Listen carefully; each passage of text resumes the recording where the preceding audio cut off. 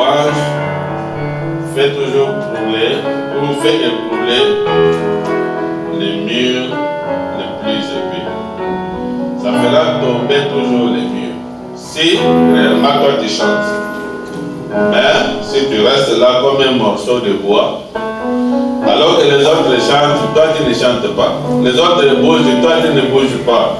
Les autres adorent Dieu, toi tu ne le fais pas. Tu es là comme un morceau de bois en train de chanter. Ce qui sort de la bouche et ce qu'il y a dans ta pensée, c'est autre chose.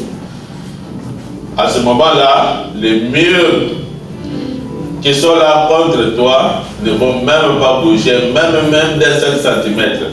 Rien ne va arriver parce que toi, on te dit de pouvoir faire le tour de la ville, toi tu restes là, tu dis non, depuis quand est-ce que les murs sont tombés parce qu'ils ont fait le tour de la ville? On te dit de pouvoir chanter, tu dis non, depuis quand est-ce que les murs sont tombés parce que les gens ont chanté? Hein? Moi je connais que la stratégie pour pouvoir faire tomber les murs, c'est des armes. Mais cette fois-là, Dieu n'avait pas besoin des armes physiques, Dieu avait besoin des armes spirituelles. Hein? Dieu avait besoin des armes plus puissantes que les armes terrestres que nous avons. Et c'était la louange, c'était les chants, c'était l'adoration. Donc quand tu viens à l'église et que les gens sont en train de chanter, ne dis pas, moi j'attends simplement au moment où on va commencer à prêcher la parole. Non. Quand les gens sont en train de chanter, toi aussi mets-toi à chanter. Quand les gens sont en train de crier à Dieu, toi aussi mets-toi à crier fort à Dieu.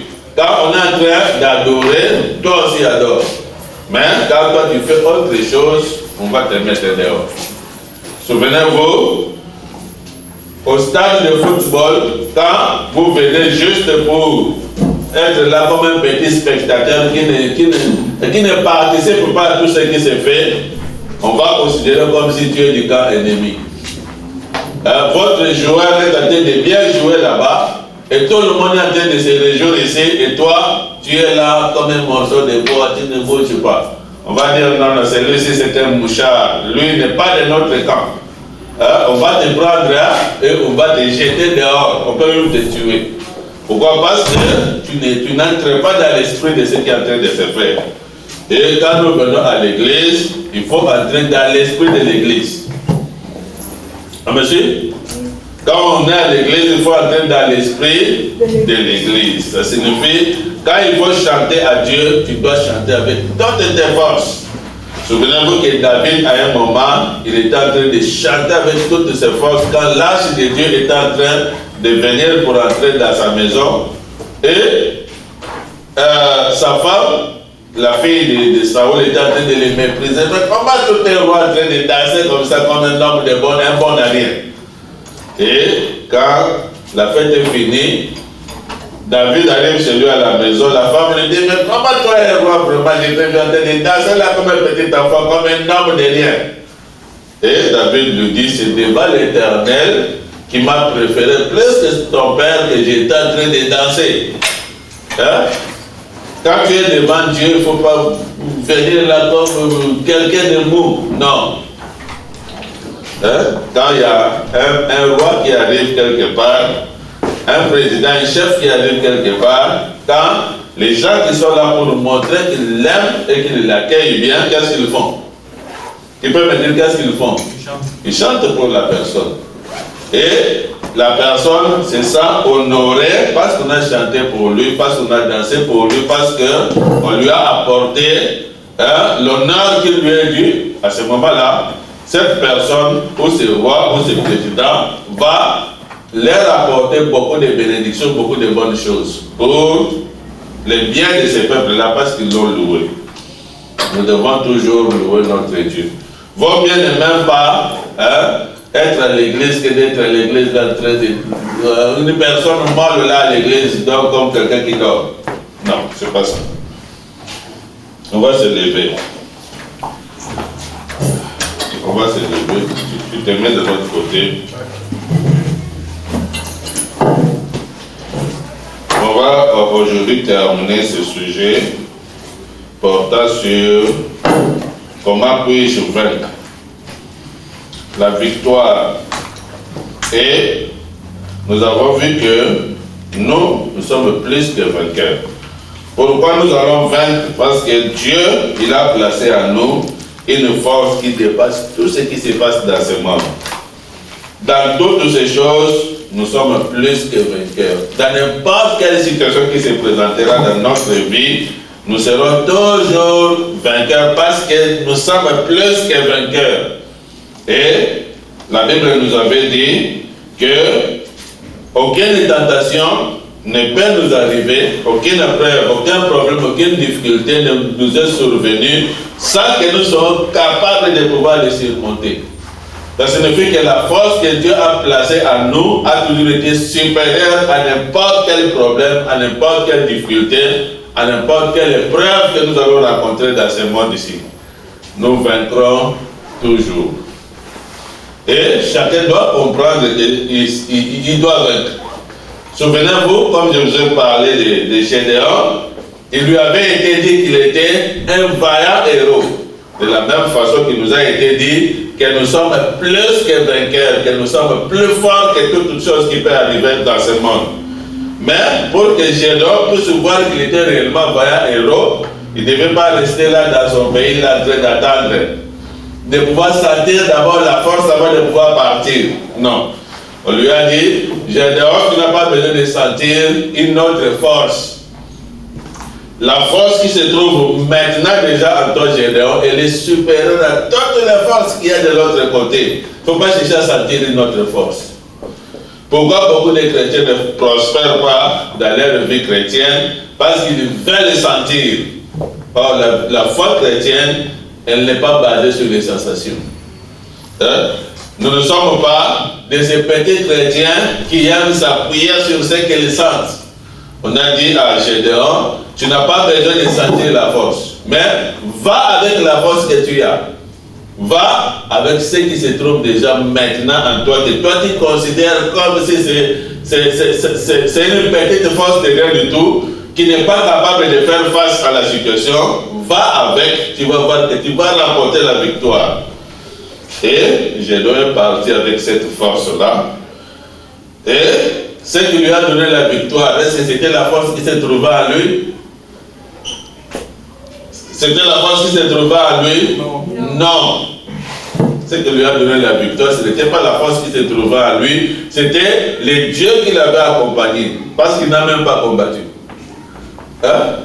On lui a dit simplement d'aller là-bas, d'allumer le feu, je crois, de sonner la trompette, et ils ont fait ça avec ces 300 personnes, et Dieu a créé la débandade dans les cas de l'ennemi.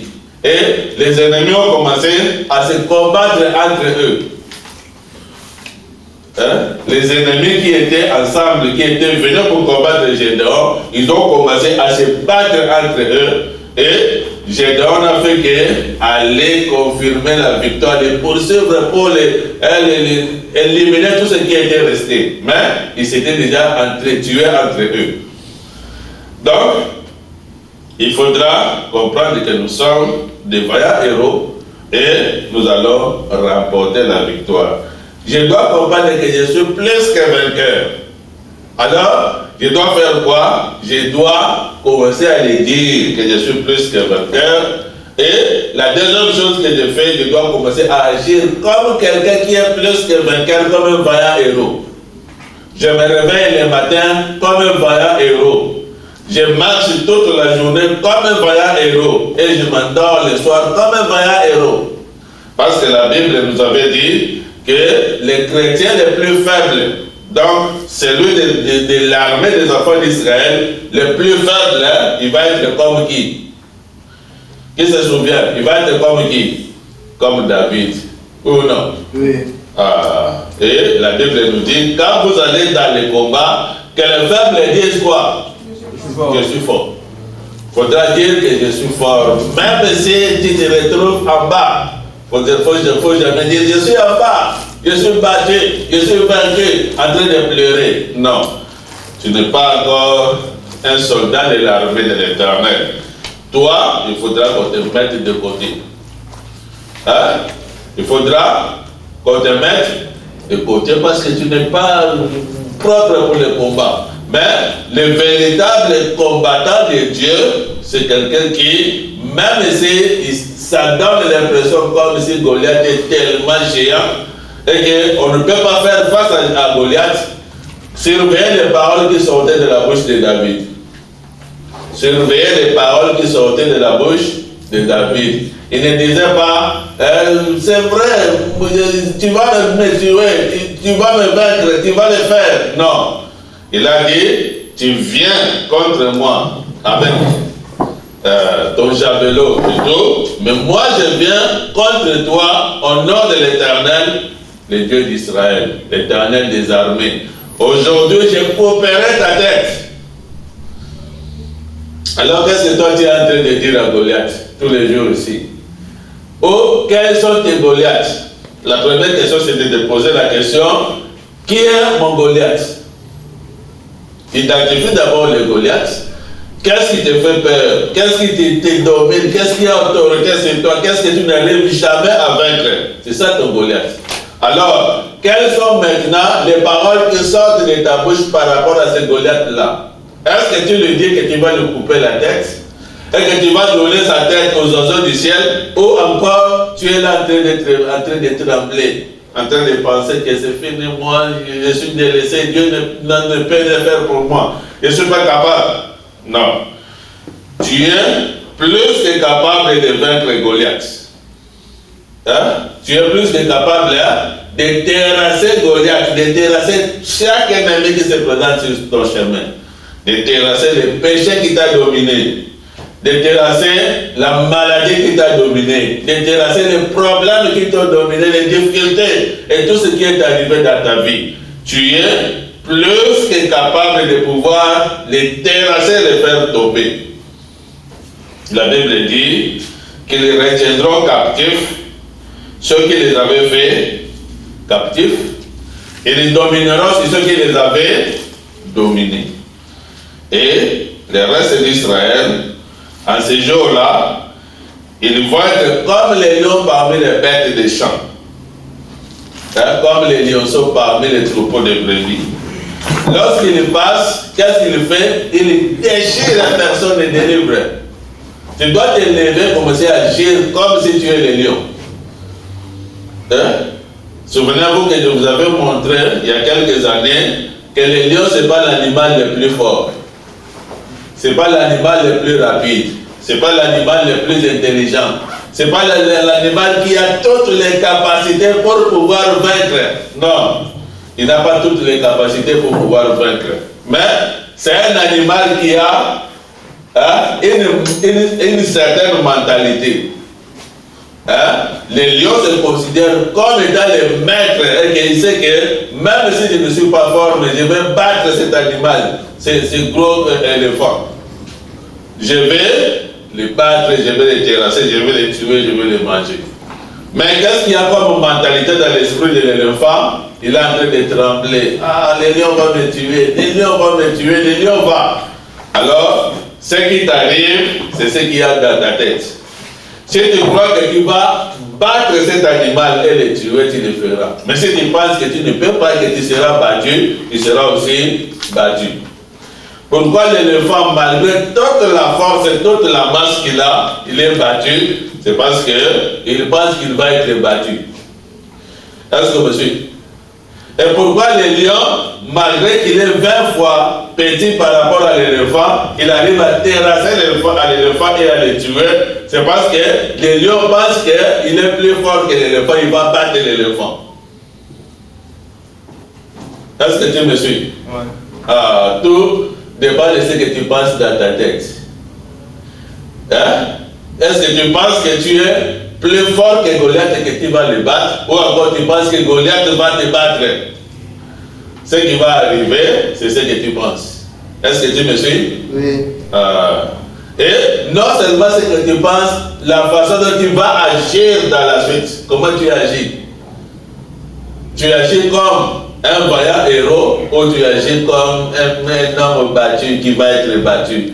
Tu agis comme un puissant conquérant, mais tu agis comme un bon allié. Nous devons agir sur base de ce que Dieu a dit que nous sommes. Est-ce que tu me suis? Ouais, on se lève. On se lève. À celui qui vaincra. Hein? Je le ferai asseoir sur mon trône.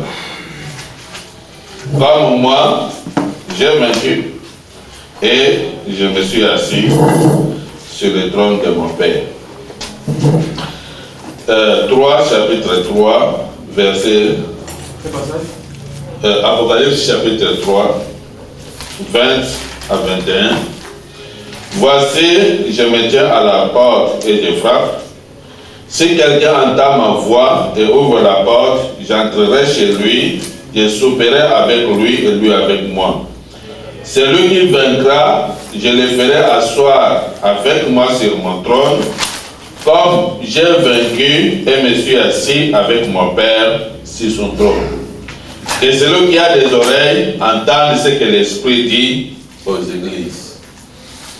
Bien-aimé Père, accorde-nous la grâce où tu sois l'Éternel, notre force de ce côté super.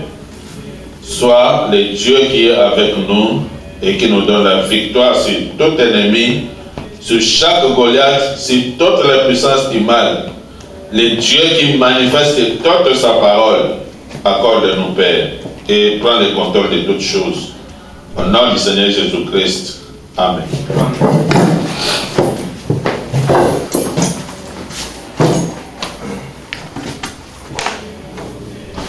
C'est en train de filmer. Tu es sûr? Ok. On va continuer. Donc, nous sommes plus que vainqueurs. Tout ce que je vais te dire là, ça devait suffire pour que quelqu'un se réveille et même dire ça suffit.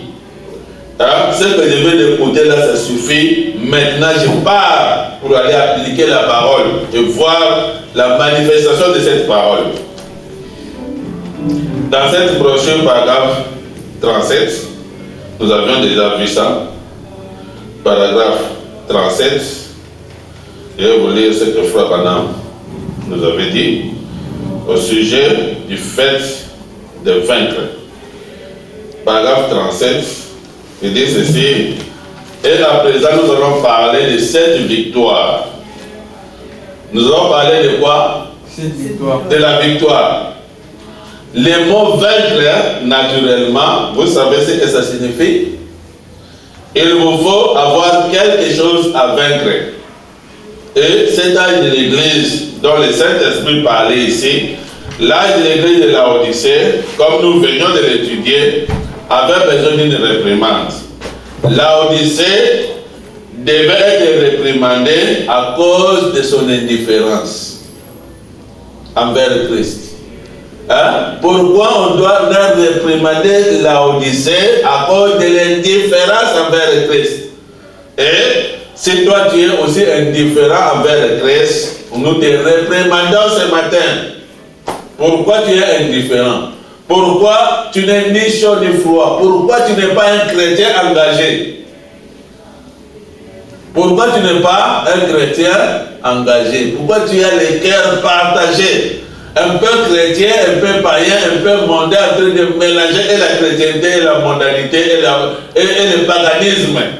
Vivant des deux côtés, en train de projeter Baal éternel qui est Dieu, je ne sais pas. Donc je reste là au milieu. Je ne choisis pas Baal parce que je ne sais pas si Baal est Dieu. Je ne choisis pas aussi l'Éternel parce que je ne sais pas si l'Éternel est Dieu. Alors, moi, je vais jouer à l'équilibre. Hein? Devant les prophètes de Baal, je ne montre pas que je suis contre Baal. Et devant Élie aussi, je ne montre pas que je suis contre Élie. Mais moi, je reste au milieu.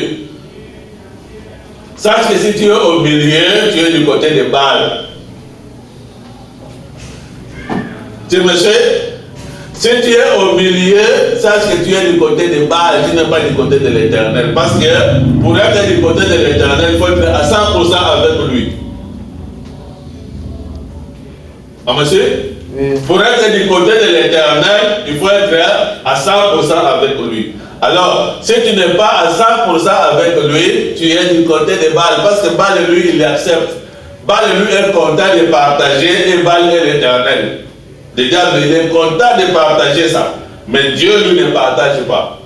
Donc, si tu n'es pas à 100% avec Dieu, sache que tu n'es pas avec lui. Tu es avec le diable. C'est tout. La réprimande de cet âge de la Odyssée, c'était son indifférence envers Christ. Et la réprimande qui t'est adressée ce matin, c'est ton indifférence envers Christ. Pourquoi tu es indifférent? Pourquoi tu es froid? Pourquoi tu es formaliste? Pourquoi tu es au milieu? Jésus t'a dit, il aurait souhaité que tu sois froid, que tu sois complètement dans le monde, ne le cherchant même pas, ne priant même pas, ne lisant même pas la Bible, étant complètement mondain, ou encore que tu sois totalement et complètement chaud. C'est ça la vie de Jésus. Il n'a jamais changé cette vie-là. Ne pense pas que si toi aujourd'hui, tu fais un peu de religion et un peu de mondanité, alors Jésus est avec toi. Il ne t'accepte pas. Qu'est-ce qu'il a dit? Je te vomirai de ma bouche. Hein? Parce que tu n'es ni chaud ni froid, tu ne vas pas rester dans ma bouche. Et dans la bouche de Jésus sort la parole. La parole ne sortira jamais de ta bouche parce que tu n'es ni chaud ni froid. Est-ce que monsieur? La parole de Dieu ne sortira jamais de ta bouche. Or, pour pouvoir vaincre, souvenez-vous, que ces lèvres de la loi ne s'éloignent point de ta bouche. Pour pouvoir vaincre. Hein? Dieu nous dit que tu vas aller, tout lieu que foulera la plante de tes pieds, ça t'appartient. Hein? Aie bon courage, vas-y, combat et prends possession du pays. Mais pour que tu arrives à prendre possession du pays, médite cette parole le jour et nuit. Hein? Médite-les et que cette parole ne s'éloigne pas de ta bouche. C'est alors que tu auras du succès dans tes entreprises. C'est alors que tu réussiras. Hein? C'est alors que tu vas réussir sur le plan naturel. C'est alors que tu auras du succès même à l'école. C'est alors que tu auras du succès dans ton travail. C'est alors que tu auras du succès dans ce que tu fais. Si la parole de Dieu commence à sortir de ta bouche.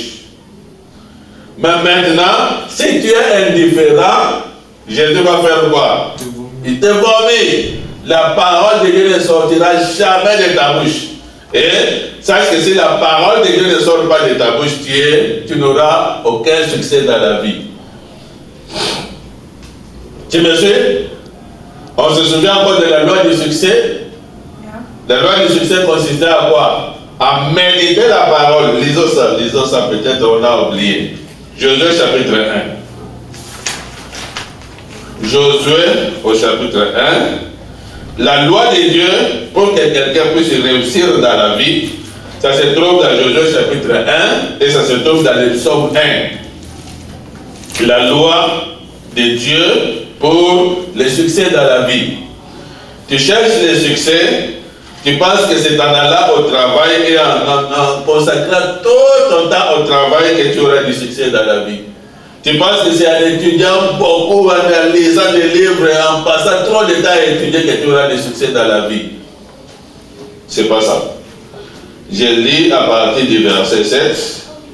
Et d'abord, après la mort de Moïse, serviteur de l'Éternel, l'Éternel dit à Josué, fils de Nun, serviteur de Moïse, Moïse, mon serviteur est mort, maintenant lève-toi, passe le Jourdain, toi et tout ce peuple, pour entrer dans le pays que je donne aux enfants d'Israël. Tout lieu que foulera la plante de votre pied, je vous le donne, comme je l'ai dit à Moïse. Donc, tout lieu que foulera la plante de vos pieds, je vous le donne. Fortifie-toi et prends courage, car c'est toi qui mettras ce peuple en possession du pays que j'ai juré à leur père de leur donner. Fortifie-toi et aie bon courage en agissant fidèlement selon toute la loi de Moïse, mon serviteur, t'a prescrite. Ne t'en détourne ni à droite ni à gauche, afin de réussir dans tout ce que tu entreprendras. Tu veux réussir dans tout ce que tu entreprendras. Les secrets, c'est lire la parole de Dieu et agir sur base de la parole. que ces livres de la loi ne s'éloignent point de quoi? De ta bouche. Est-ce que la parole de Dieu sort de ta bouche? Tant que la parole de Dieu ne sortira pas de ta bouche, sache qu'il n'y a rien qui va arriver dans ta vie. Ça ne doit pas sortir de la bouche de quelqu'un d'autre. Est-ce que tu me suis? La parole de Dieu ne doit pas sortir de la bouche de quelqu'un d'autre. Ça doit sortir de ta bouche.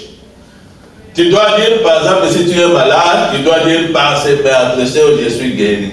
Ça doit sortir de ta bouche. Si tu es quelqu'un qui commet les péchés, qui fait des choses qui sont mauvaises, tu dois dire de ta bouche que Jésus, en mourant à la croix de Golgotha, il m'a sauvé. Ça doit sortir de ta bouche. Tu dois dire, je suis fort. Tu dois dire, je suis un maître. Je suis une maîtresse. Je suis un fils de Dieu. Je suis plus que vainqueur. La parole de Dieu qui est dans les livres ne doit pas rester dans les livres. Ça doit sortir de ta bouche. Alors, que ces livres de la loi ne s'éloignent pas de ta bouche, médite-les jour et nuit pour agir fidèlement selon tout ce qui est écrit, car c'est alors que tu auras du succès. Tu vas avoir le succès dans la vie. Tu veux réussir ta vie, il faudra que la parole de Dieu puisse sortir de ta bouche.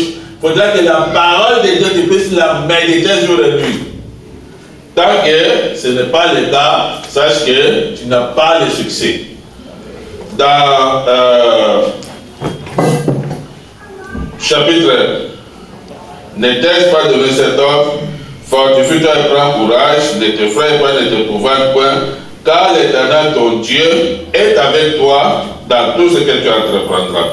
Dans le psaume chapitre 1, que vous connaissez bien, heureux l'homme qui ne marche pas selon les conseils des méchants. Toi tu marches selon quel conseil?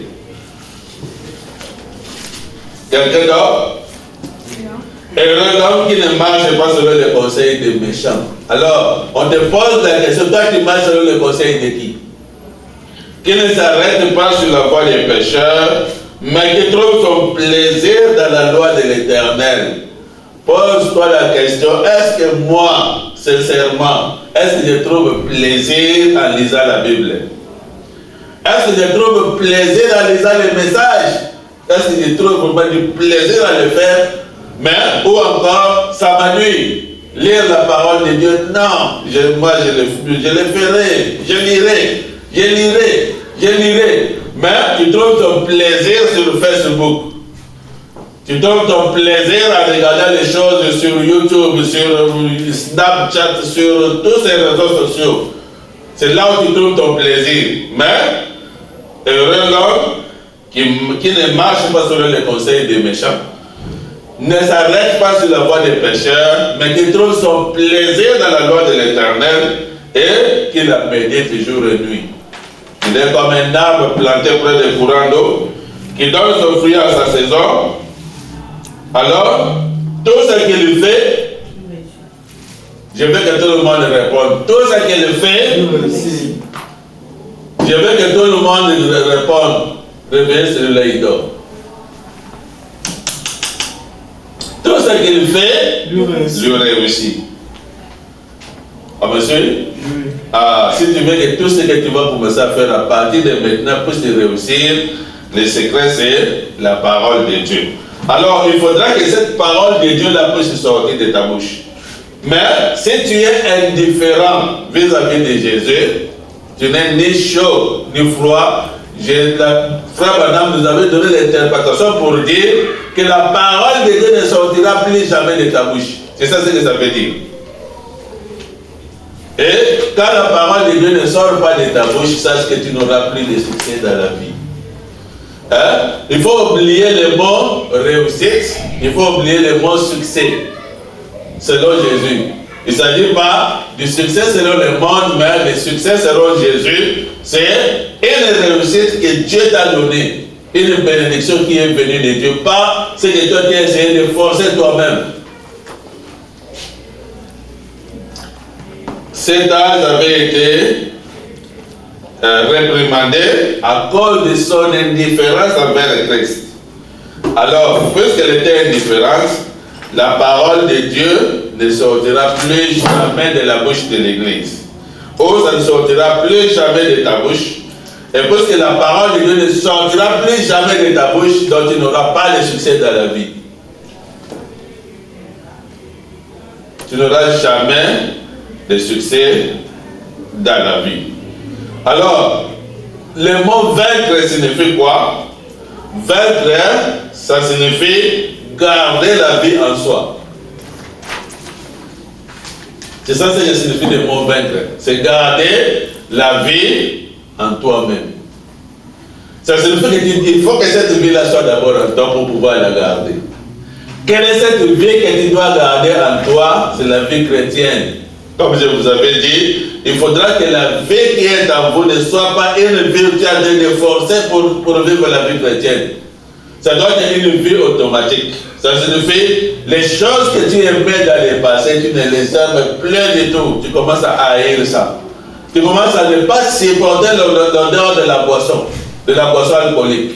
Tu ne supportes plus l'odeur de la fumée. Tu ne supportes plus de regarder les sales femmes, de femmes mal habillées et tout ça, et nues qui se promènent dans les rues. Tu n'arrives pas à supporter ça. Il faudra que ta vie à toi puisse être changée. Tu dois devenir une nouvelle créature en Christ. Et vaincre, c'est garder cette vie-là à l'intérieur de toi-même. Si tu ne l'as pas encore, il faut lutter comme Jacob. Ah monsieur, si tu sens que je n'ai pas encore cette vie-là que je dois garder, la première chose à faire, c'est de lutter avec toutes mes forces pour que cette vie-là entre en moi.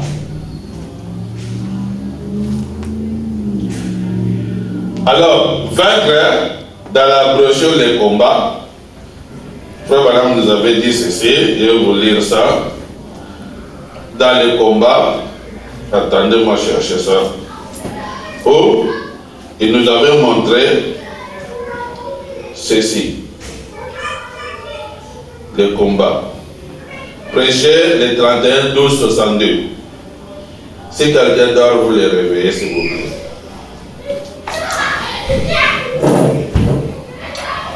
Dans le combat, le 31, 12, 62, paragraphe 9, les esprits méchants dans les lieux célestes. De ceci, j'aimerais tirer un petit contexte, ou plutôt, pendant 10 ou 15 minutes, je désire l'intituler le combat. Un combat, c'est une test de force. Un combat, c'est quoi? Un test de force. Un test de force. Et nous, là où nous avons un test de force, autrefois, les Indiens faisaient un feu et les mettaient un certain nombre d'hommes au bout de la corde de ce côté ici. Et donc, il y a un grand feu qu'on allume ici, avec du bois et un feu très fort qui s'allume ici. On met une grande corde qui ne s'éteint pas par le feu.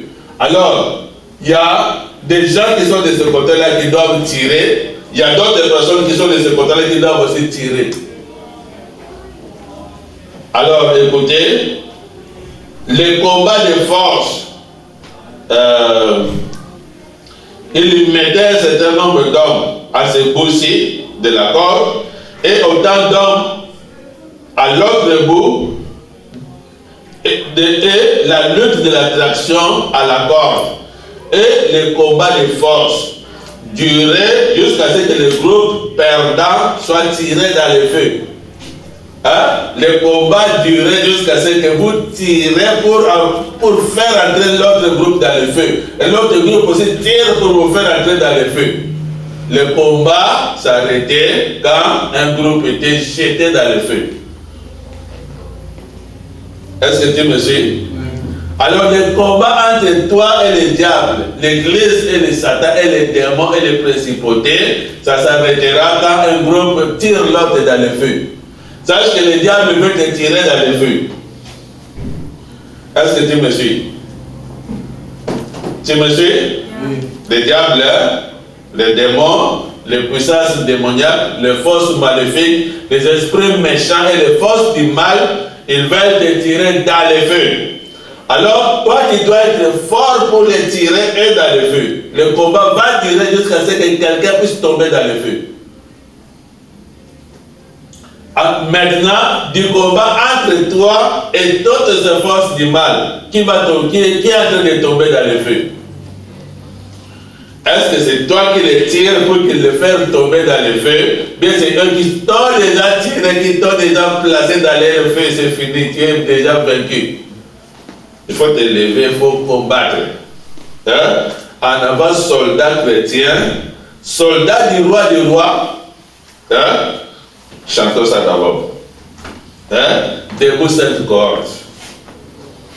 Il y a un combat qui existe. Satan existe. Les démons existent. Les principautés existent. Les puissances du mal existent. Toi, tu dois combattre jusqu'à ce que tu les amènes dans le feu. Chantons cette corde. Debout cette corde. Pour permettre à quelqu'un qui dormait de pouvoir se réveiller. Je veux quelqu'un ici. Quelle chanson? Debout cette corde.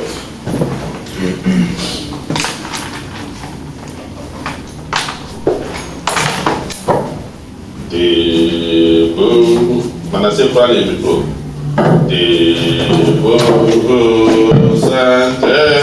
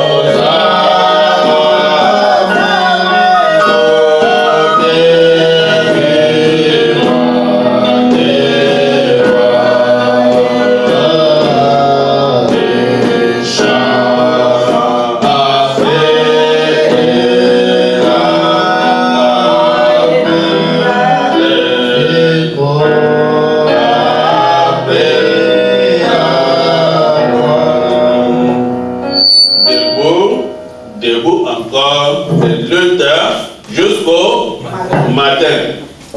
Hein?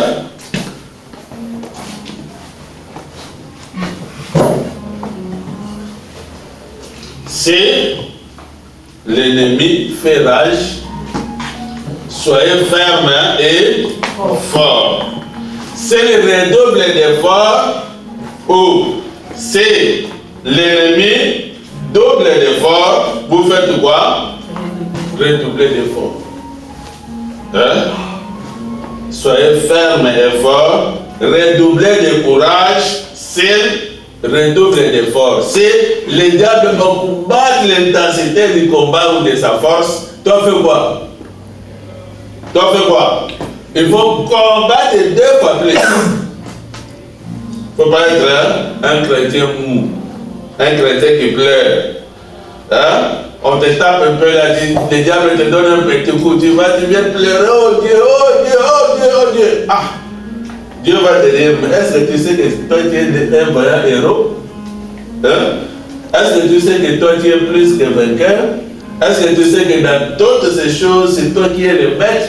Hein? C'est toi à qui j'ai donné le pouvoir de la domination? Pourquoi tu viens pleurer ici devant moi? Hein? Dieu va faire quoi? Il va te taper pour que tu puisses rentrer aller combattre. Jusqu'à ce que tu vas comprendre que je dois aller terrasser l'ennemi. Hein? Dieu ne sera pas content avec toi.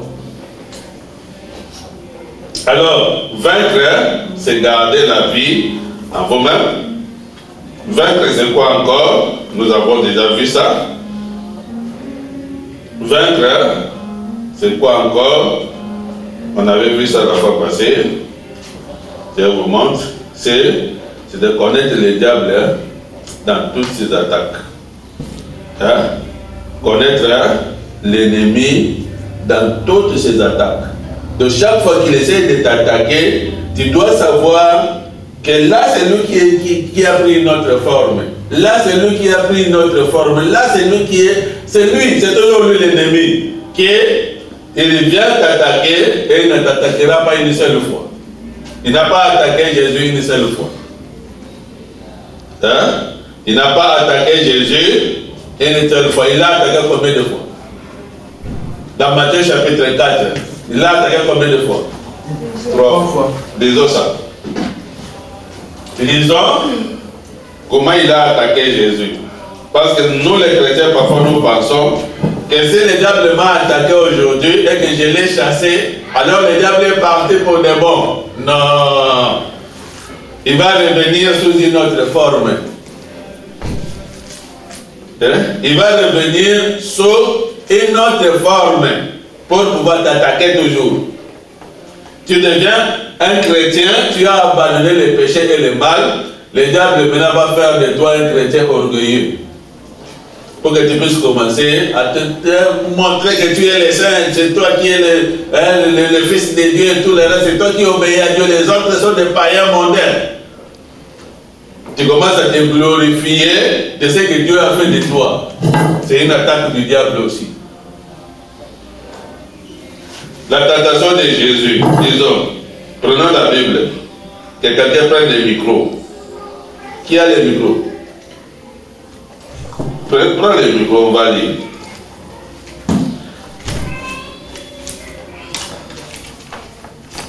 Donne à la personne qui est devant toi le micro. On va lire.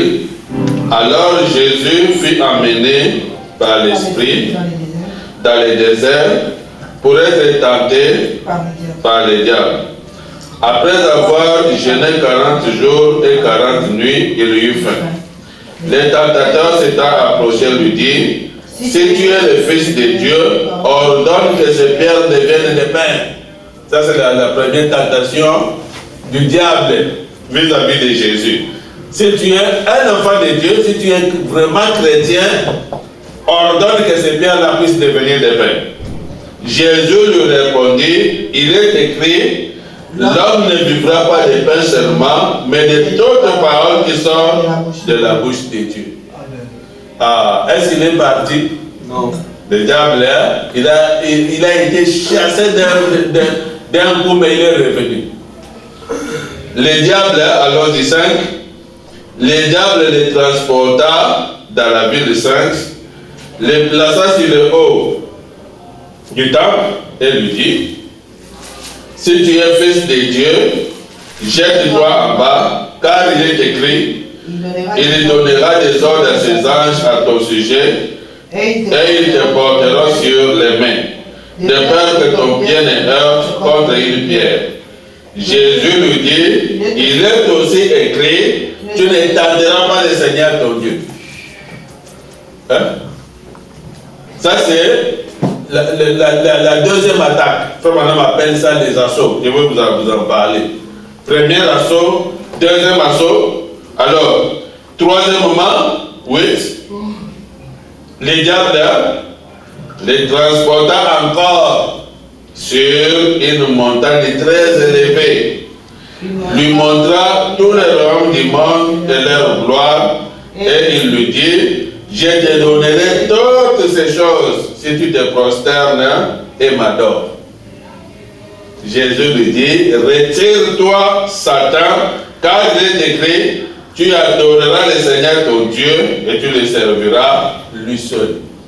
Alors le diable le laissa. Vous comprenez que le diable ne l'a pas laissé la première fois. Le diable ne l'a pas laissé la deuxième fois. Le diable l'a laissé quand? La troisième fois. Et il ne pense pas que le diable va te laisser juste la première fois parce que tu l'as vaincu et lui part. Non. Hein? Il va revenir. Alors, frère Branham dit, il y a eu 3 assauts majeurs du diable contre Jésus. Pendant 40 jours de tentation, il a vaincu par la parole de Dieu. J'aimerais souligner quelque chose ici pendant quelques minutes. Satan a lancé 3 assauts majeurs contre lui au cours de cette tentation. Remarquez, ils sont toujours en 3. Hein? Les tentations du diable, c'est toujours en 3, ne l'oubliez pas. Il a lancé 3 assauts majeurs. Du plus grand au plus petit. Il a cherché de son mieux à les vaincre. Mais lui était la parole. Le diable a cherché de son mieux à pouvoir vaincre Jésus. Mais lui, il était la parole. Amen. Quand il utilisait, qu'est-ce que Jésus a utilisé? Lui-même, la parole. Satan a amené 3 attaques principales, ou plutôt assauts contre lui. Mais il les a contrés avec la parole. Il a vaincu avec quoi? Avec la parole. Il a pu mener chaque attaque en utilisant la parole. Suivez donc ceci, de la plus grande à la plus petite. Alors, lors de sa première attaque, écoutez la première attaque de Satan. Il l'a poussé à utiliser son grand pouvoir. En fait, Jésus savait qu'il était la parole, il connaissait sa position. Croyez-vous que c'était le cas? Jésus connaissait sa position. Satan est venu chercher à l'amener à utiliser son pouvoir pour se nourrir, car il avait faim. Hein? Satan est venu pour que Jésus utilise le pouvoir qu'il avait pour pouvoir se nourrir parce qu'il avait faim. Et le prophète dit, quand un homme est affamé, il peut faire presque n'importe quoi.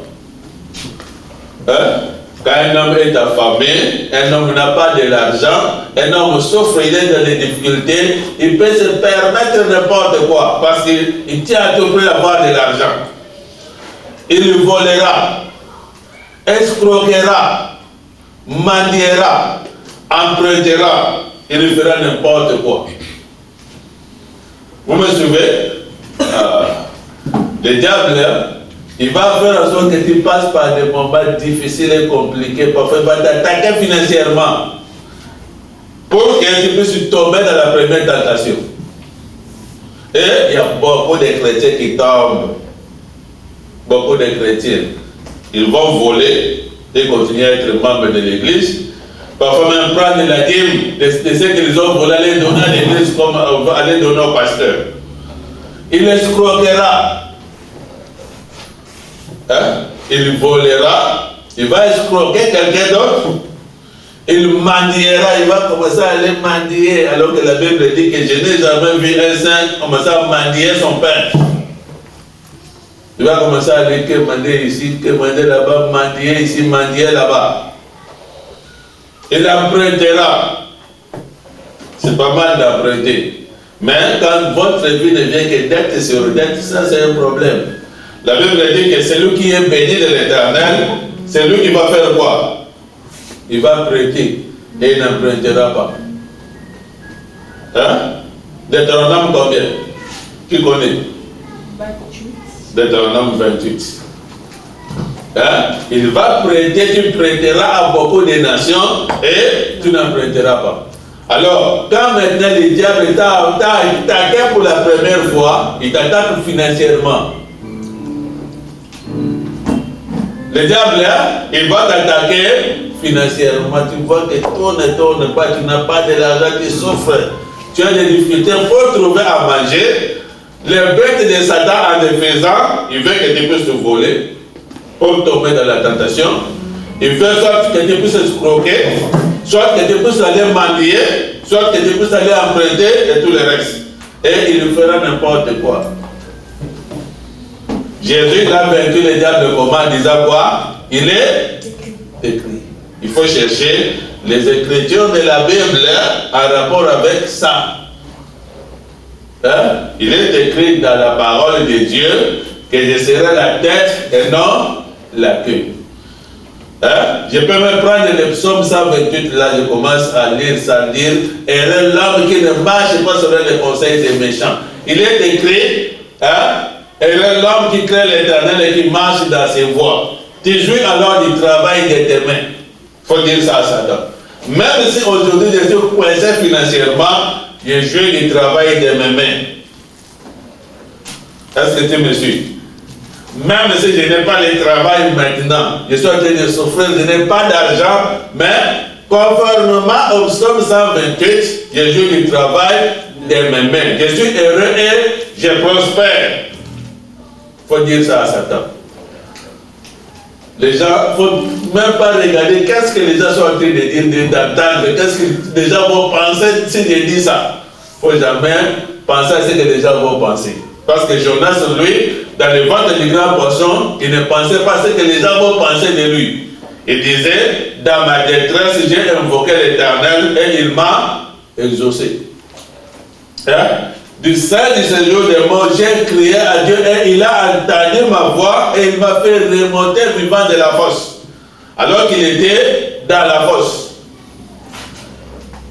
Est-ce que quelqu'un comprend ce que je suis en train de dire? Quand le diable t'attaque financièrement, toi tu dois faire quoi? Quand le diable t'attaque financièrement, tu n'as pas d'argent du tout, qu'est-ce que tu dois dire de ta bouche? Il est écrit quoi? Je prêterai, je n'emprunterai. Ah, il faut chercher les écritures qui parlent de toi, de ce que tu dois être. Hein? Tu vas lui dire ce que la Bible dit, lisons même le Deutéronome 28.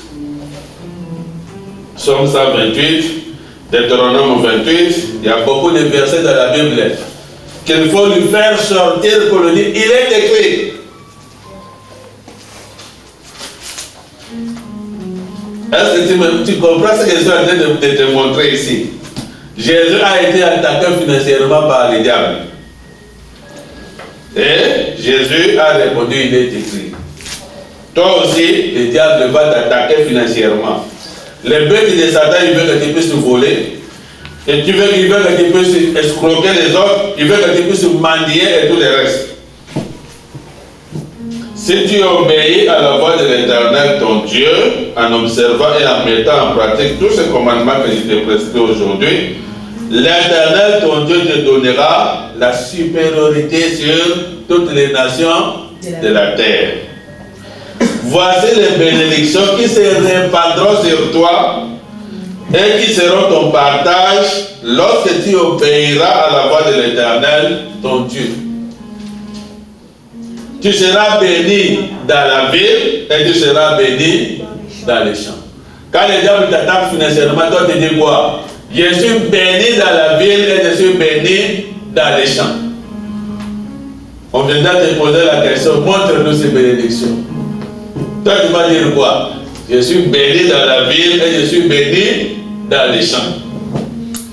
Hein?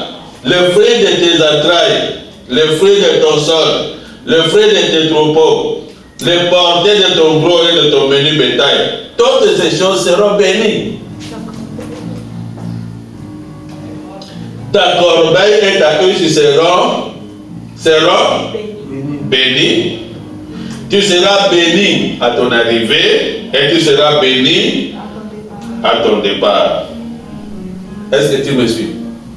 Hein? Quand il t'attaque financièrement, il faut lui dire, il est écrit que je suis béni. Hein? Ça, c'est la première attaque de Satan. Il faut lui dire qu'il est écrit dans le psaume 28 dans le Deutéronome 28 que je suis béni dans la ville, je suis béni dans les champs, le fruit de mes entrailles c'est béni, le fruit de mon sol c'est béni, le fruit de mon champ, partout je suis béni de tous côtés. Est-ce que tu me suis? Il faut dire ça à Satan. Ça doit sortir d'où? Ça doit sortir d'où? De ta bouche. Alors, lui t'attaque pour que toi tu puisses succomber. À cette première attaque-là, il te faut lui dire qu'il est écrit. Alors, la deuxième attaque. La deuxième attaque, Frère Branham dit ceci, le deuxième assaut. Premier assaut, il va t'attaquer financièrement. Et après, eh bien, Frère Branham dit ceci, bien qu'il ait été capable de le faire, il ne l'a pas fait. Il n'a jamais tenu compte des propositions de Satan. Il n'a jamais accepté la proposition de Satan. Non, va escroquer ton frère pour que tu puisses trouver à manger. Va mentir pour que tu puisses trouver à manger. Va tromper, va voler, va faire. Non, il n'a jamais accepté la proposition de Satan. Voici maintenant une bonne chose, vous voyez. Quelquefois, Satan peut vous prendre et quand vous pensez que vous êtes en train de faire la volonté de Dieu, il peut vous faire une proposition à laquelle vous succomberez. Oui, il le peut sûrement. Hein? Eh bien, prenons par exemple nos sœurs. Elles sont jolies. Elles peuvent vous amener à laisser pousser vos cheveux sans que vous vous en rendiez compte que cela vous donne une très belle apparence. Ensuite, vous savez, vous devenez un peu prétentieuse. Vous avez l'impression que vous êtes un peu supérieur à quelqu'un d'autre. Est-ce que vous comprenez une autre proposition de Satan? Hein? Il te laisse, toi, sœur, laisser tes cheveux devenir de longs cheveux jolis, beaux à voir. Et à cause de ça, le diable fait de toi une prétentieuse. Tu commences à croire que toi tu es supérieur à l'autre personne parce que toi tu as de beaux cheveux. Vous devez vaincre cela. Est-ce que tu me suis? Est-ce que les sœurs me suivent? Vous devez vaincre cela. Premièrement, et le frère Branham dit ceci, écoutez, c'est important. En dehors de cela, rien ne compte. C'est lui qui compte. Alors, il dit ceci, certains d'entre vous les hommes, vous savez ce que je vais dire, vous voyez, et il peut prendre même cette même chose et vous faire une proposition avec. C'est juste, vous voyez, vous devez vaincre cela. Souvenez-vous simplement que vous vivez pour Dieu. J'ai dit quoi? Tu dois te souvenir que tu vis pour Dieu. Vous avez un objectif et c'est Jésus-Christ. En dehors de cela, rien d'autre ne compte. C'est lui qui compte. Premièrement, tu vis pour Dieu et c'est lui qui compte. Deuxièmement, pour votre famille. Quand tu as été déclassé les choses pour devant Dieu, la première chose, c'est Dieu lui-même.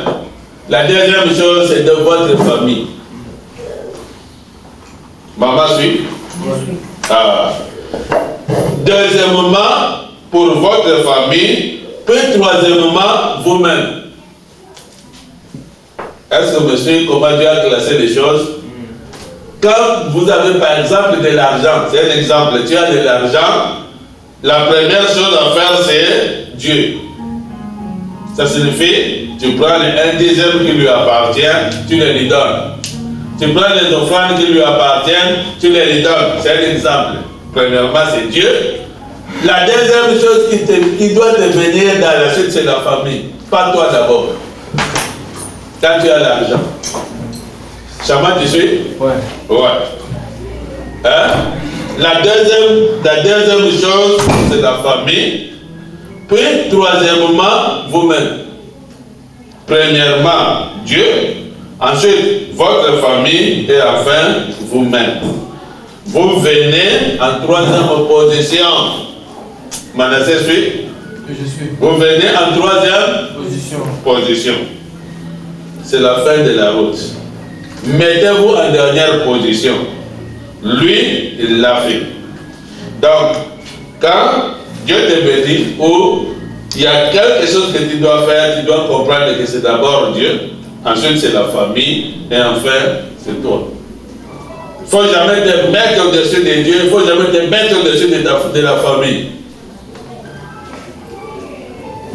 Tu me suis? Ouais. Alors, on va aller. Deuxième assaut. Premier assaut, il t'attaque financièrement. Il a attaqué Jésus financièrement. Vous me suivez? Il voulait que Jésus puisse croquer, Jésus puisse mentir, Jésus puisse voler, Jésus puisse faire ce qui est mauvais. Mais Jésus n'a pas fait ça. Jésus a dit, il est écrit.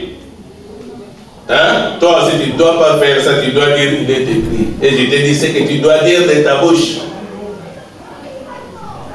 Tu dois lui prendre des écritures de la Bible qui parlent de la bénédiction, qui montrent que tu es béni. Tu dois dire ça à Jésus. Le diable va t'attaquer peut-être physiquement. Hein? Il te rend malade pour que tu puisses devenir, je ne sais pas quel genre de personne.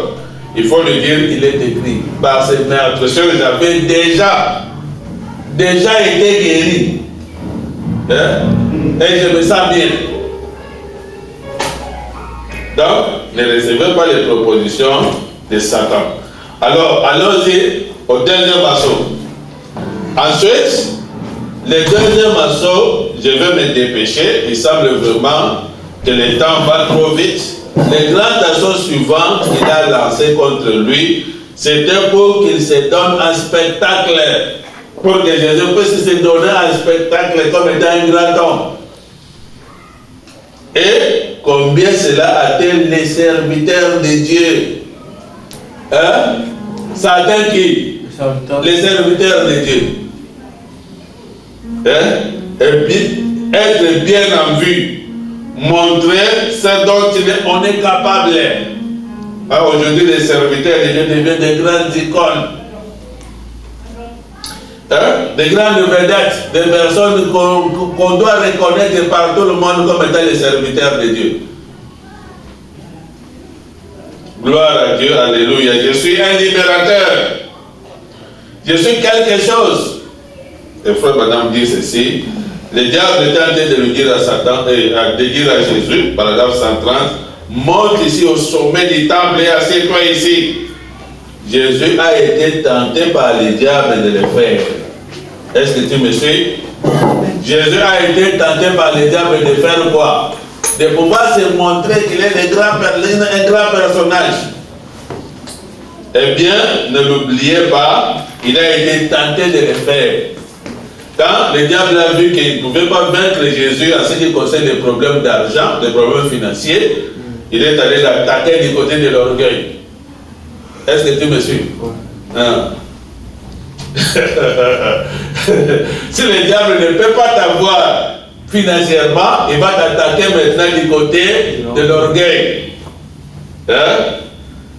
Jésus a été tenté de le faire. C'était dur pour Jésus.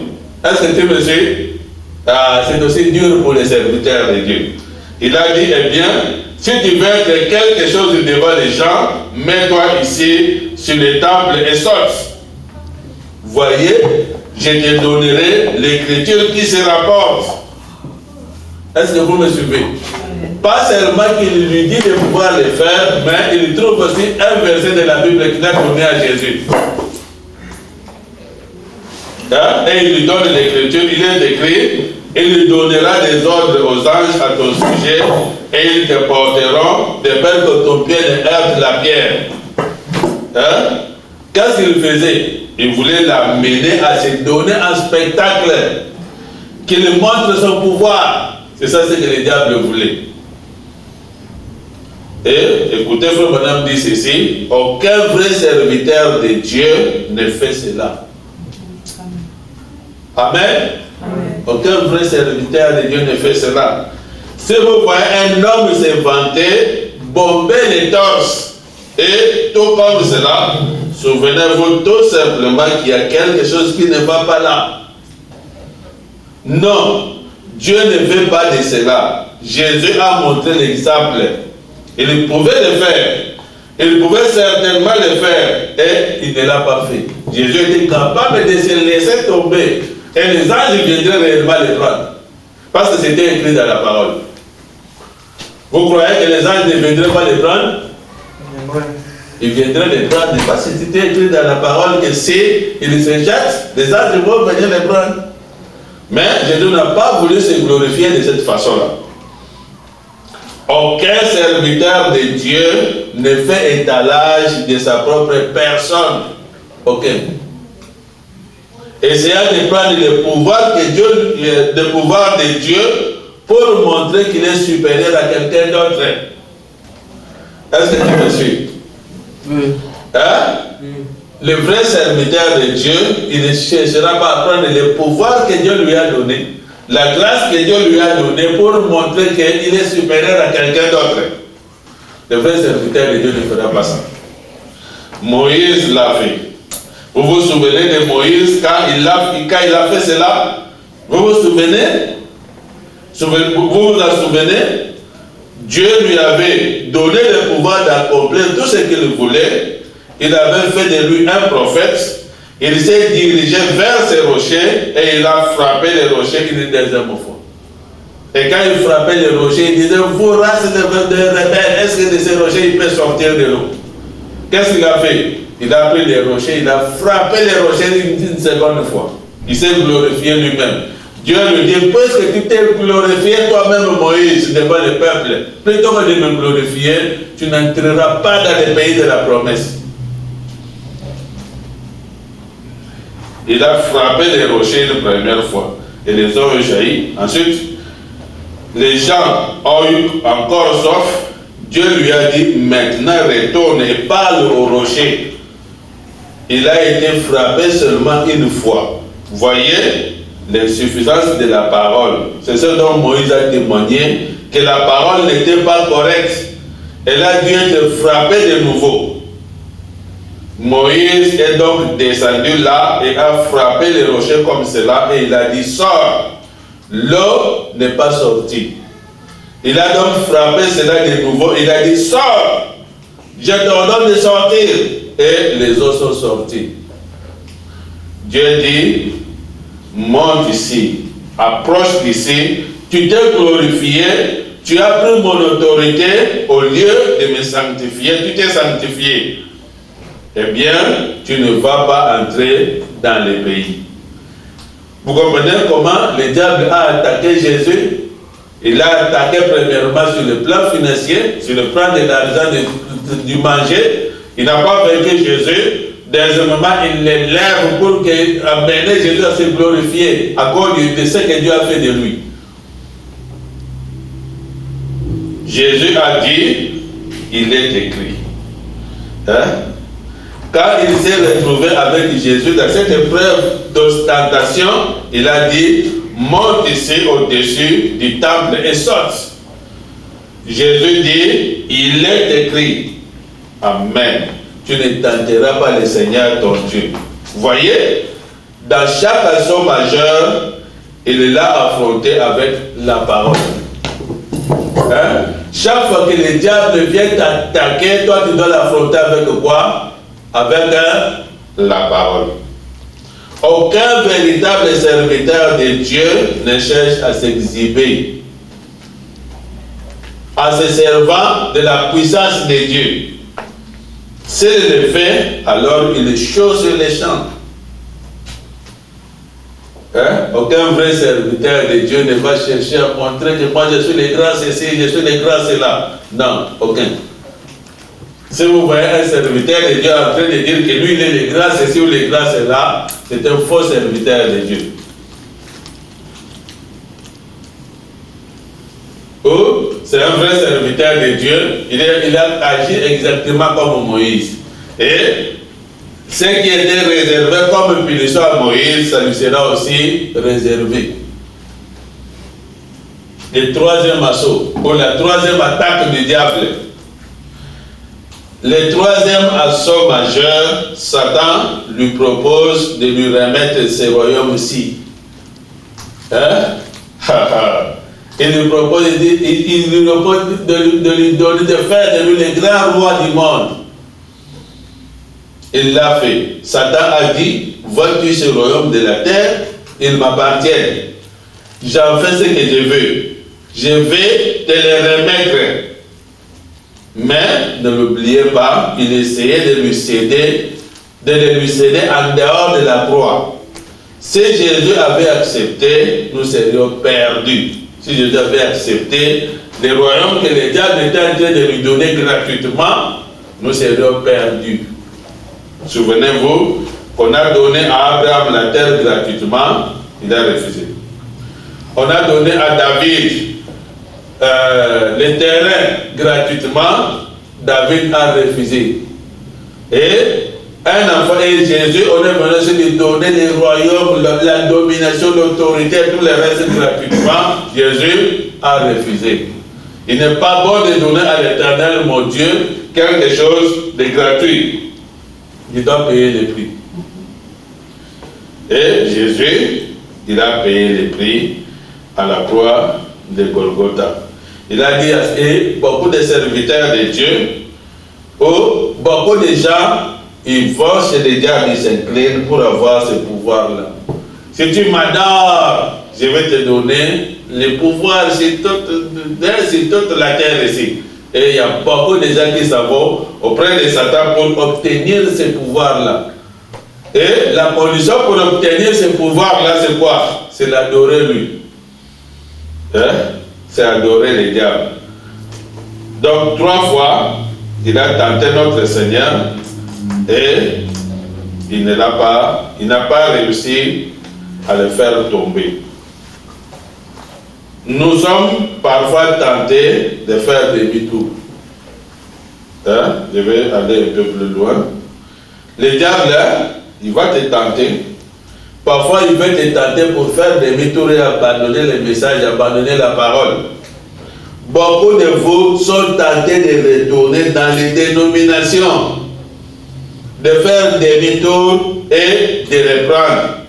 Car tout le monde pose la question, de quelle dénomination êtes-vous membre? De quelle église? Quel est le nom de votre église? Toi, tu ne sais même pas dire le nom de votre église. Vous priez où? Tu ne sais même pas dire ça. Tu as honte de le dire devant les gens. À quelle église êtes-vous affilié? Nous sommes tentés de le faire. Chacun de nous est tenté. Nos sœurs sont tentées de faire demi-tour, de faire marche en arrière et de se joindre à certaines églises. Et si j'étais dans cette grande église, ça aurait été mieux. J'allais dire directement le nom de notre église. Hein? À certaines assemblées, ou plutôt aux églises de Dieu, ou à certaines d'entre elles, tout en restant pentecôtiste et gardez vos cheveux coupés ou vous habiller comme vous l'entendez. Voyez, vous êtes tenté de le faire. Vous faites demi-tour, vous devenez populaire dans cette génération méchante dans laquelle nous vivons, alors que le péché principal de notre époque ici, le péché principal parmi notre peuple, c'est la mondanité. Hein? Le péché principal dans cet âge dans lequel nous vivons, c'est lequel? La mondanité. Hein? Aimer le monde, tout ce qui se passe dans les réseaux sociaux, tout ce qui est sur Internet, tout ce qui est à la télévision, tout ce qui est à la radio, tout ce qui se raconte, la mondanité, c'est le péché principal de cet âge ici. C'est comme le dit la Bible, Laodicée, l'âge de Laodicée était mondain, riche, n'a besoin de rien, mais il ne sait pas qu'il est nu, misérable, malheureux, aveugle. C'est cela le péché de notre temps. Hein? Quand vous entendez la parole de Dieu, condamnez cela, prenez donc une autre voie. Vous ne serez pas populaire pour le monde. Vous êtes tenté de faire demi-tour. Je sais que c'est ce que vous ne cessez de me dire. Je sais que tout le temps vous dites, je sais que vous êtes fatigué de m'entendre toujours vous rabattre les oreilles sur ces choses. Hier il a condamné ça, aujourd'hui il condamne encore ça, après demain il condamne encore la même chose. Je sais que vous êtes fatigué de m'entendre vous condamner les mêmes choses. Et frère Branham dit, moi aussi je suis fatigué de vous de vous voir faire face à ces choses, ces péchés dont j'essaie de vous parler. Vous dites, pourquoi revenez-vous toujours là-dessus? Cessez de le faire alors. Frère Branham dit, cessez de le faire alors. Je cherche à sauver votre vie au moyen de la parole. Je suis aussi fatigué. Redressez-vous, c'est un péché. Vous ne devrez pas le faire. Non, non. Donc, il y a eu combien d'assauts? 3 assauts. Le premier assaut, c'était quoi? L'argent. Le deuxième assaut, c'était quoi? L'orgueil. Troisième assaut, c'était quoi? L'adoration. Il fallait adorer les diables pour avoir la royauté, pour avoir la domination, pour avoir le monde, la mondanité avec toi. Hein? L'argent, l'orgueil, la mondanité. Pour devenir le maître, c'est lui à qui on a donné le monde et qui règne sur le monde. N'oubliez pas ces 3 assauts. Jésus a vaincu comment? Ah, il disait quoi? Il est écrit. Hein? Et toi aussi, tu dois vaincre en utilisant la parole chaque fois. Pour dire à Satan, il est écrit. Ok, frère Madame dit, paragraphe 148, il parle maintenant des récompenses. Pour chaque âge, il dit, eh bien, nous allons terminer en disant ceci. Il y a une récompense pour les vainqueurs. Hein? Il y a une récompense pour les vainqueurs. Laissez-moi vous lire quelque chose ici. Prenons vos Bibles. Rentrons dans Apocalypse chapitre 3, chapitre 2. Suivez maintenant Apocalypse 2, verset 7 d'abord. La récompense des vainqueurs de chaque âge. Apocalypse 2, verset 7.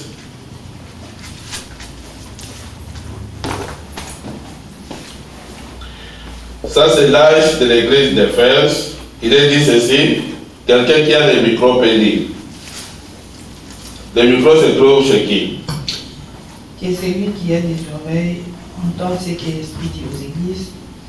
À celui qui vaincra, je donnerai à manger de l'arbre de vie qui est dans le paradis de Dieu. Ok. Que celui qui a des oreilles entende ce que l'Esprit dit aux églises. À celui qui vaincra, je donnerai à manger de l'arbre de la vie qui est dans le paradis de Dieu. Nous avions vu ça quand nous avions parlé de l'âge de l'Éphèse. L'arbre de la vie, vous vous souvenez, qui était la personne de la vie, qui se trouvait dans le jardin d'Éden, qui devait être mangé. Allons dans 2:11. On donne le micro à quelqu'un d'autre. Micro à quelqu'un d'autre. 2:11. Oui, lisez. Que celui qui a des oreilles entende ce que l'Esprit dit aux églises. Celui qui vaincra n'aura pas à souffrir la seconde mort. Ah, celui qui vaincra n'aura pas à souffrir la seconde mort. Ça, c'est l'âge de l'église de Smyrne. Allons à Thyatire, 17. Pergame, pardon, 17.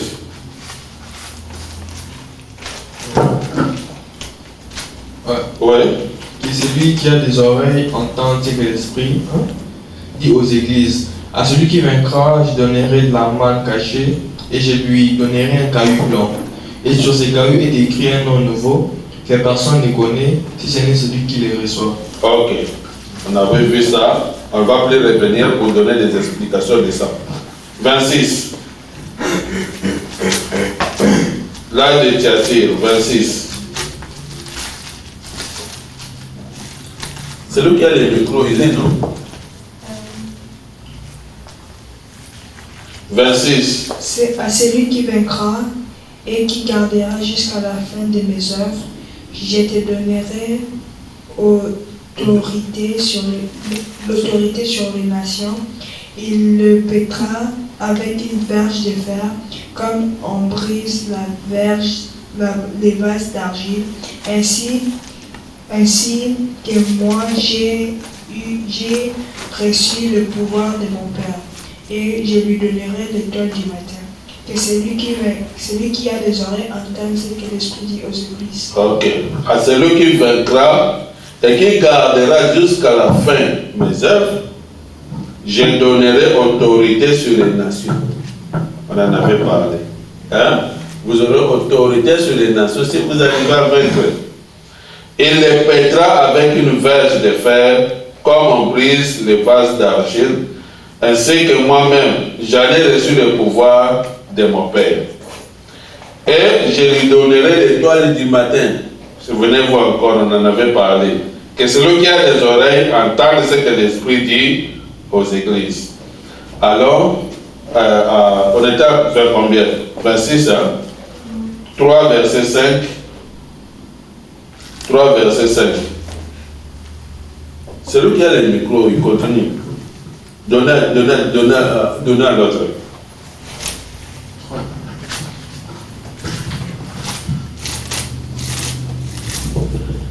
3:15.